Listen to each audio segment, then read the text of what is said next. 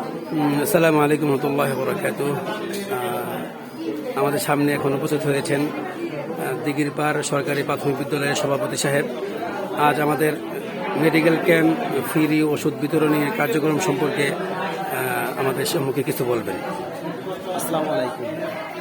আমি দিঘিরপাড় উন্নয়ন ফোরাম কর্তৃক আয়োজিত আলা আবা ফাউন্ডেশনের ফ্রি ক্যাম্পিংয়ে আমি যথেষ্ট সন্তুষ্ট এবং আমার এলাকার মানুষ স্বতঃস্ফূর্তভাবে সেটা গ্রহণ করেছে। আমাদের এলাকায় এটাই প্রথম যে ওষুধসহ সেবা তারা দিচ্ছে।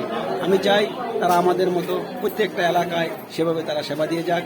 আমাদের এলাকার মানুষ তাদের সেবায় সন্তুষ্ট। আমি তাদের সংস্থার, আমি তাদের সংগঠনের উত্তরোত্তর সাফল্য কামনা করছি।